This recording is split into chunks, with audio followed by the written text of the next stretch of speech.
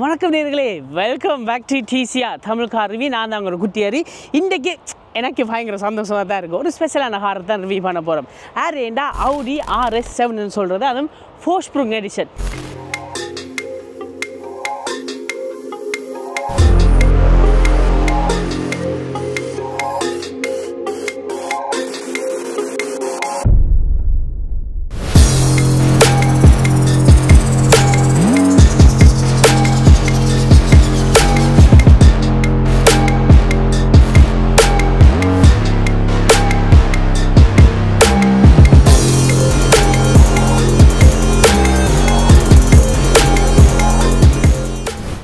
ஒரு லக்ஸரியான ஸ்பெஷலான ஒரு மிருகம் தான்.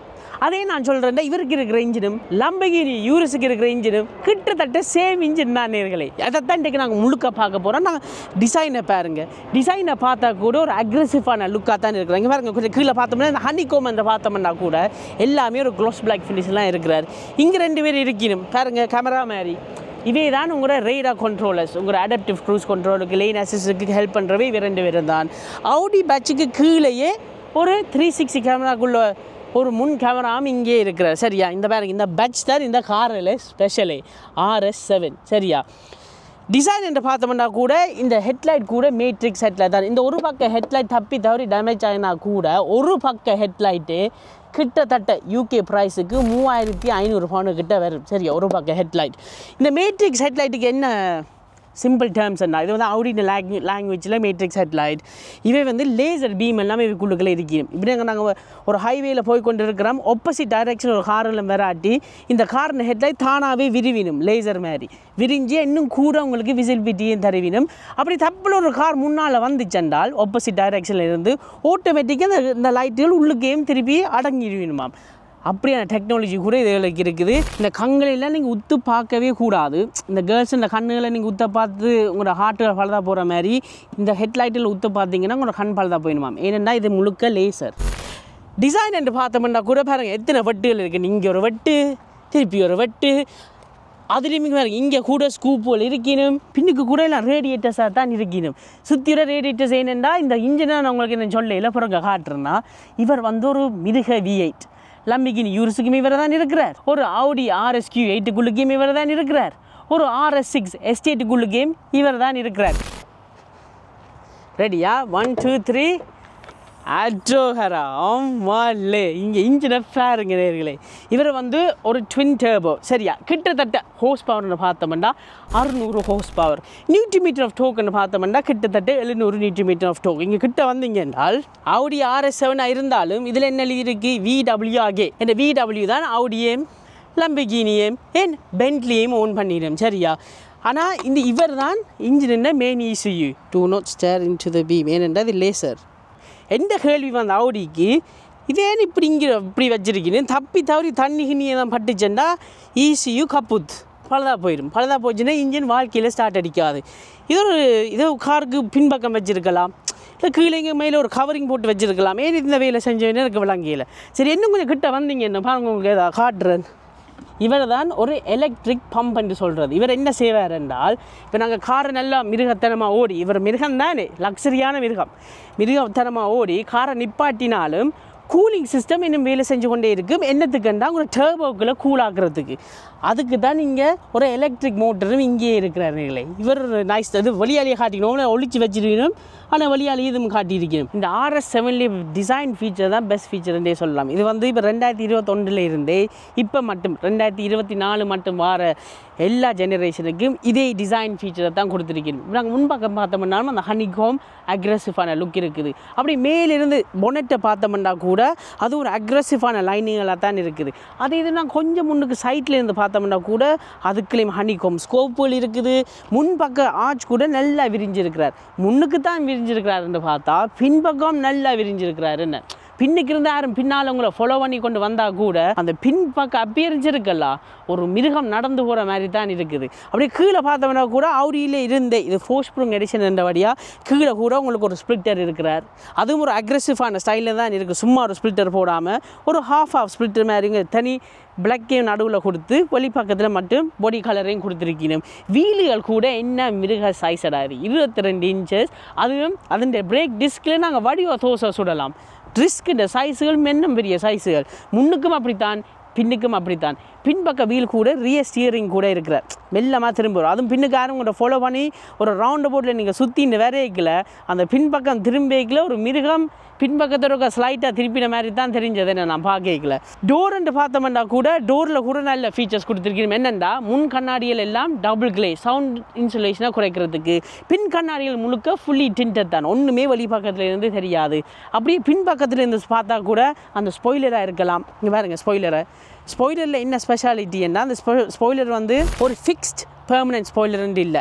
அவர் வந்து இங்கே போகிற ஸ்பீட்டுக்கு ஏற்ற மாதிரியே ஏறி இறங்குவார், தானாக ஆங்கிளில் அட்ஜஸ்ட் பண்ணுவார். உங்களுக்கு எவ்வளோ டவுன் ஃபோர்ஸ் வேணுமென்று காரே கால்குலேட் பண்ணி உங்களோட ஸ்பாய்லரை அட்ஜஸ்ட் பண்ணுவாராம். எனக்கு இந்த காரில் பிடிச்சது வந்து காரண்டே பின்பக்கம் தான். பின்பக்கத்தில் அந்த கொட் எக்ஸோஸ் உள்ளுக்குள்ளே இருந்தாலும் பெண்ணும் பெரிய வளைவுகள் பின்னால் இருக்கணும்.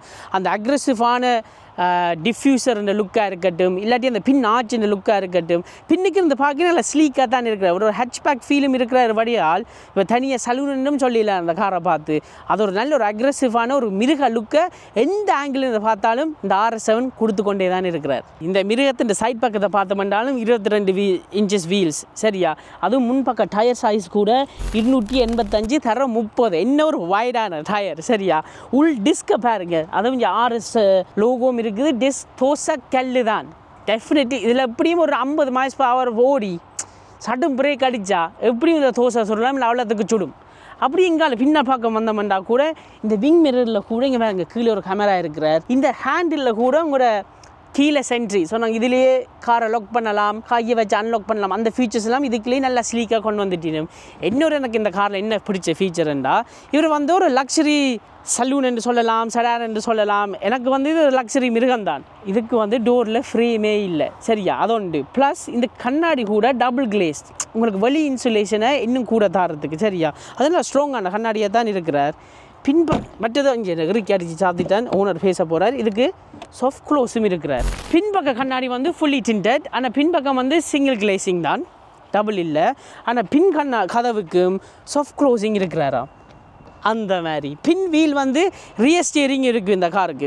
இப்போ நாங்கள் ஒரு ஃபுல் டர்ன் ஒரு 3.1 டர்ன் அடிக்க போகிறோம்னா இந்த காரில் கஷ்டப்படவே தேவையில்லை, ஒரு ஸ்லைட்டாக திரும்புவார் பின்னுக்கு சரியா. ஆனால் பின் வீல்ன்ற சைஸை பார்ப்போமா 285 தர 30. இந்த காருக்கு ஏர் சஸ்பென்ஷன் கூட இருக்கிறார். ஓடுவோம் தானே, அப்போ நீங்கள் பார்ப்பீங்க சும்மா தண்ணியில் படுத்து கிடக்கிற மாதிரி தான் இருக்குது இந்த கார் ஓடைக்கு சரியா. அப்படியே பின்பக்கத்தை பார்த்தோம்னால் ஆமாலே இந்த காரில் பிடிச்சதே எல்லா RSலையுமே எனக்கு பிடிச்சதே பின்பக்கம் தான். நீங்கள் பாருங்கள் இந்த உள்ளுக்குள்ளே இது ஒரு ஓவல் ஷேப், ஆனால் உள்ளுக்குள்ளே கொட் எக்ஸோஸ் இருக்கிறார் சரியா. 2 பக்கமும் 2 எக்ஸோஸ் இருக்கணும், அவைக்கும் ஒரு வேல்ஃப் இருக்கணும்.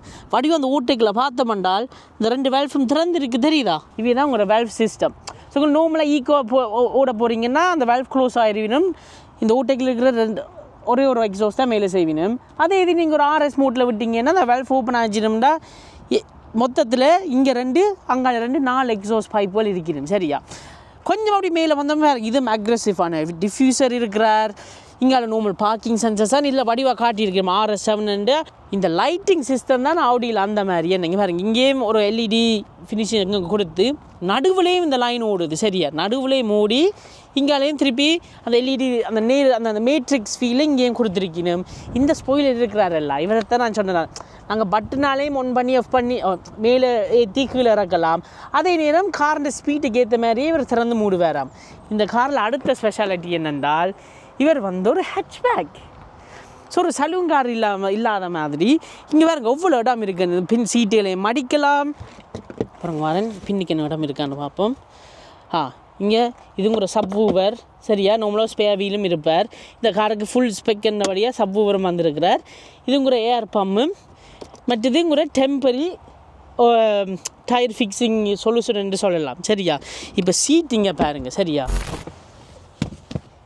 இதே மடித்து 60-40 வோல்ட்னு சொல்கிறது இங்கே பாருங்க. இது முழுக்க மடித்து ஒரு வீட்டு கபட்டே ஏற்றி இறக்கலாம். ஏன் எப்படியும் ஒரு 10 பஸ்மதி 25 கிலோ பஸ்மதி ரைஸ் பேக்கில் சிம்பிளாக ஏற்றி தெரியலாம். ஒரு 600 ஹோஸ் பவர் மிருகத்தில் என்ன இதை விட இன்னும் லக்ஸரி வேணும். இவர் இந்த தட்டையும் கலட்டலாம் வேணுமெண்டாவா அவங்க இதை மூடுவோம். இது கூட எலக்ட்ரிக் தான், வேறு லக்ஸரின்னே என்னத்தை சொல்கிறது.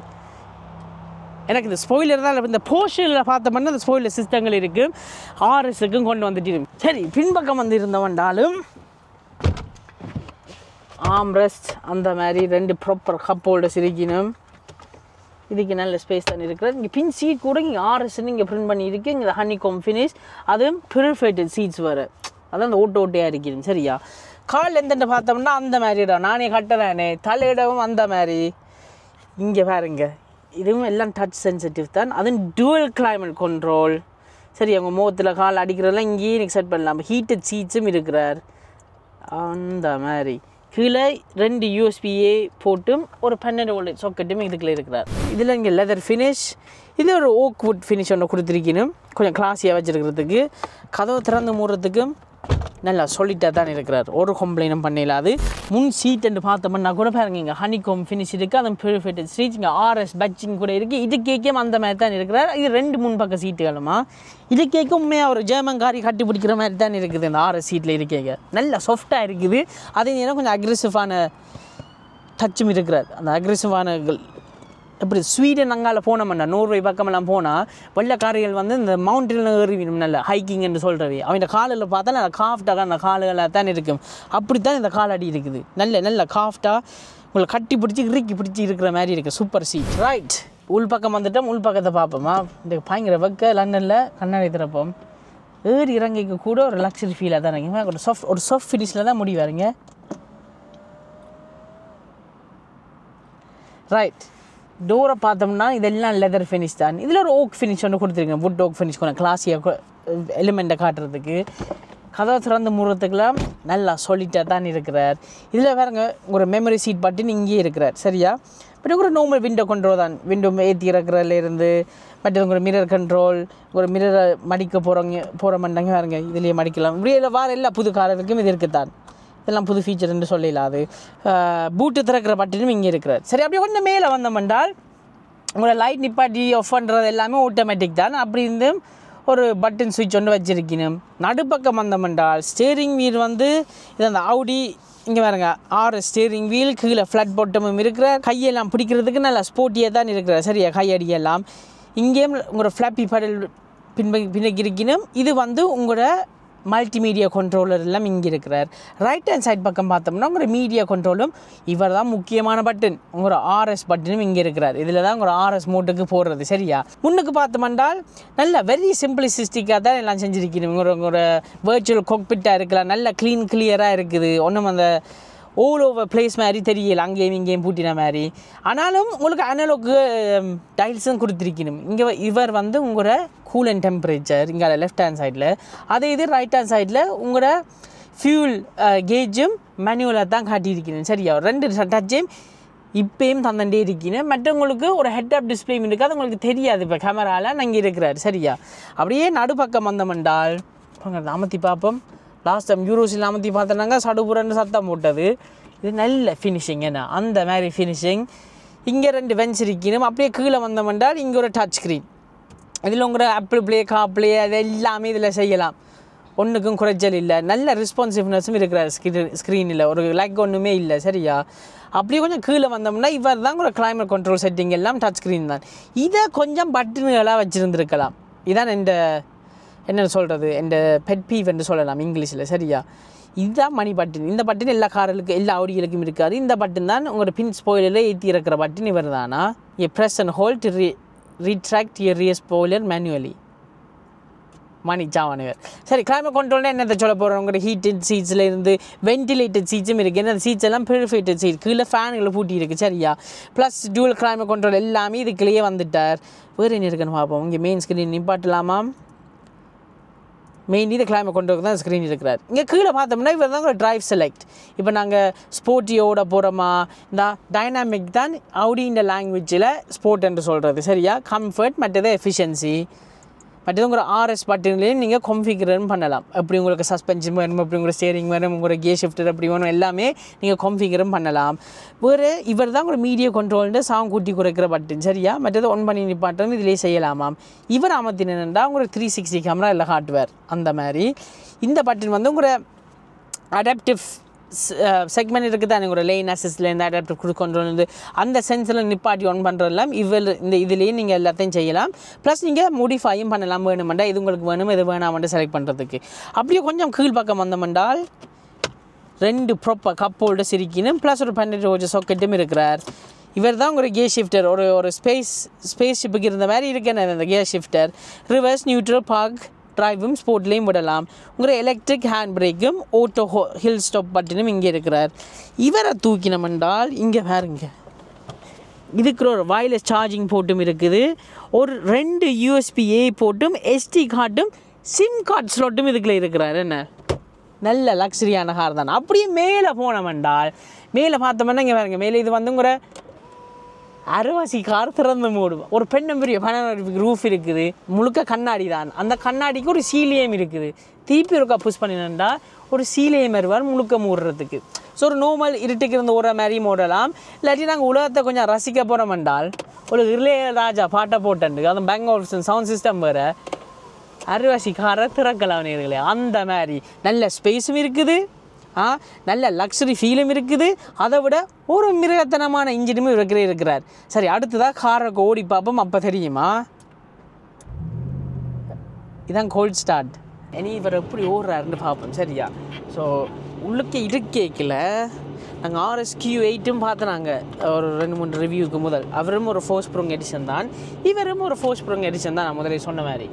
ஆனால் உள்ளுக்கு இருக்கைக்கு இது கொஞ்சம் கூட ஸ்பேஷியஸாக இருக்குது. வெரி சிம்பிளிஸ்டிக்காக நல்ல ஸ்பேஷியஸாக இருக்கிறார். ஸ்டார்ட் பண்ணுவோம் இருக்கா.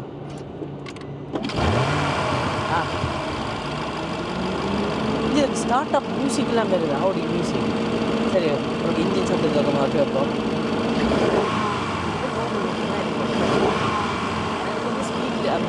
ரெஃப் லிமிட்டர் இருக்கிறவங்கயால் 4000 RPM ஒன்றுமே செய்ய மாட்டேன். நோமல் ஸ்டாண்டர்ட் இப்போ நான் RS2 பட்டன் அப்படின்னா முதல் ஒருக்கா நோமெலாம் ஓடி பார்ப்போம். நல்ல ரெஸ்பான்ஸ். இவருக்கு ஹெட் ஆப் டிஸ்பிளேயும் இருக்கிறபடியாக நல்ல ஈஸி.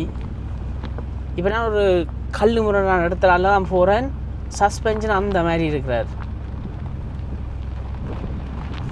நல்லா ஸ்மூத்தாக இருக்குது. பார்க்க வழியால் பயங்கர ஸ்போர்ட்டியாக இருந்தாலும் நான் எதிர்பார்த்தேன்னா சஸ்பென்ஷனாக கொஞ்சம் ஹார்டாக இருப்பின்னு வந்து, ஆனால் நல்லா ஸ்மூத்தாக இருக்கிறார்.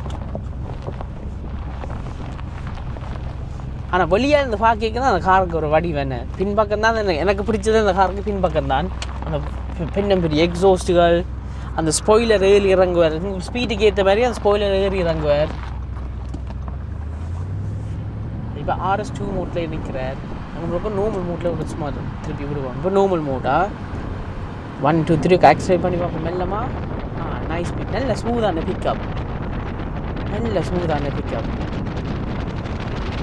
நான் லாஸ்ட் அங்கே கம்ப்ளைண்ட் பண்ணினான் RSQ8 தான் அந்த ஸ்டேரிங் ஃபீல் ஒன்றுமே இருக்கையில். இவரில் ஒரு நல்ல ஸ்டேரிங் ஃபீல் இருக்குது. இந்த காருக்கு வந்து 22 இன்ச்சஸ் வீல்ஸ், பெரிய வீல். அப்படி இருந்தும் ஸ்டேரிங் ஃபீல் நல்லா இருக்குது. நல்லா ஸ்டேபிளாக இருக்கிறார். கொஞ்சம் ஆக்சிலேட் பண்ணி பார்ப்போம். இப்போ ஆமாலே வாவ்.